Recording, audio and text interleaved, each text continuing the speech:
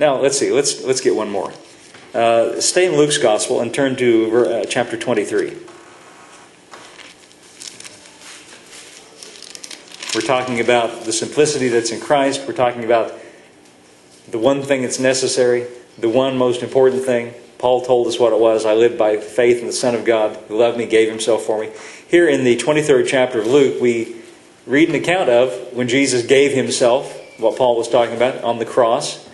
And here he's being crucified. This is an account of his death. And let's see. Let's back up to verse 35. Let's just get the context. He's now been crucified and he's on the cross. Verse 35, it says, "The people stood beholding, and the rulers also with him derided him." That means they mocked him. They derided him. It means they made fun of him. They didn't believe in him for sure. They were mocking him. And here's what they said. "He saved others." You have to think of it. They're saying it sarcastically. In a sarcastic voice, "He saved others. Let him save himself if he be the Christ, the chosen of God." Very sarcastic, very hateful. They don't believe in him at all. Making fun of him, mocking him. And the soldiers also mocked him. First we had the rulers. That means the religious rulers. They're mocking him. Now we have the soldiers. They mocked him. They came to him and offered him vinegar, saying, "If you be the king of the Jews, save yourself." Sarcastic, making fun of him. And a superscription also was written over him in letters in Greek, Latin, and Hebrew. "This is the King of the Jews." Not because they believe that was true. It's sarcasm. They're mocking. Everything they're doing here is making fun, mocking. And it says, one of the malefactors, verse 39. If we back up in the text, it says there were a malefactor is a criminal. Two criminals were also crucified on either side of him. A malefactor. And there was one on the left and one on the right. One of the malefactors, which was hanged, railed on him. That means mocking him. Along with everybody else is, so he's just getting right in on it. He mocked him. He railed on him, saying, "If you be the Christ, save yourself and us." Notice they're all just making fun. It's interesting that they all sarcastically are making fun of him for the very thing that he is actually doing. Paul said, "I live by faith in the Son of God who gave himself for me in order to save us." They don't believe it. They're mocking him, and one of the criminals is mocking him also. But there's another one. On one hand, there's the guy that's making fun of him and mocking him. Verse 40 says, "But the other malefactor, the other criminal, rebuked him, saying, Dost thou not fear God, seeing that thou art in the same condemnation? And we indeed justly. For we receive the due reward of our deeds, but this man has done nothing amiss." Almost sounds like he believed in Jesus, doesn't it? Right? And in the face of everybody else present mocking him, you see that? He expresses the fact that this man, Jesus, has not done anything wrong. Verse 42. "Then he said to Jesus," this is one of those criminals, one of those malefactors, one of those men hanging on the cross. He said to Jesus, listen now, "Lord, remember me when thou comest into thy kingdom." Now when he says Lord, I guarantee you when Jesus was hanging on the cross, he did not look like a Lord. Good morning, Dana.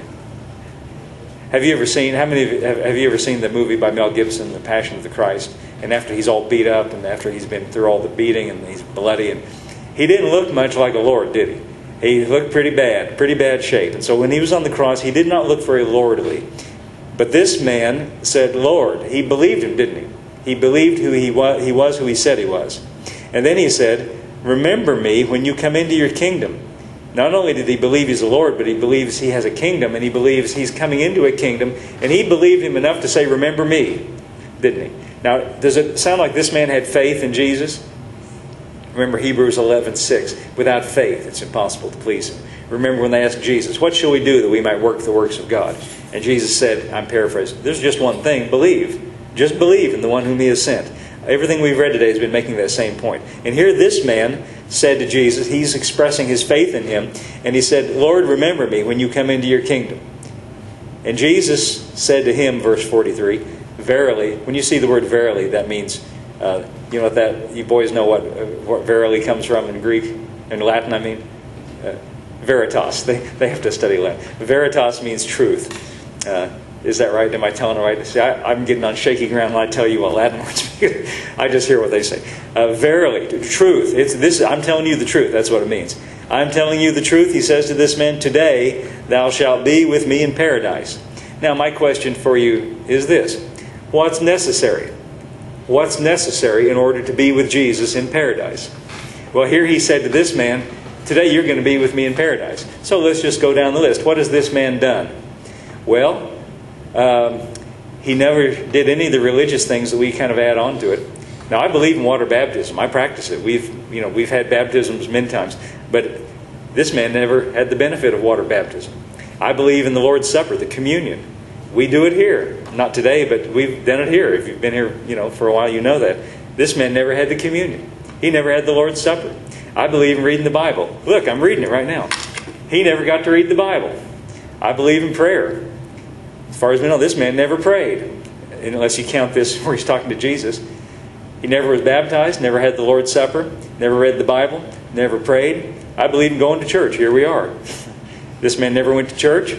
Let's see now, what else? I believe it's good to do good things. I've done some good things in my life. As far as we know, this man never did any good deeds, never did anything good. Listen, this guy didn't have anything to commend him. He didn't have anything going for him except one thing. Except the one thing that's necessary. Faith in Christ. You see, Jesus said to him, you think he's pulling his leg? You think he's mocking him? No, he's telling him the truth. Today you're going to be with me in paradise. And this man had nothing to show for it, nothing to earn it, nothing to say that I'm worthy of it, except the one thing that's necessary. And the single thing, the simplicity of Christ is, the single thing that's necessary is to believe in Him, to trust in Him, to rely upon Him, to put all your confidence in Him. Everything else that's good is a byproduct of that. Everything else in our life that's good is a byproduct of that. And everything else in our life that's bad is something He's working on. He that began a good work in. See, don't remember my story about the tree. Don't think it's up to you to pull the bad fruit off. You know what Jesus' plan is? It's such a beautiful plan. Is He cuts the old tree off at the roots and He plants a new tree, and the new tree grows, and the good fruit pushes out the old fruit. Your life's not a vacuum, by the way. The good fruit pushes out all the bad. So, the point I'm making. What is the point I'm making today? Paul said, I fear lest your mind should be distracted or drawn away from the simplicity, the singleness that's in Christ. And what that means is the simplicity that's in Christ is the whole thing centers around only one necessary thing, and that's our trusting in Him. That's our faith in Him. Well, let's all stand up. Jesus!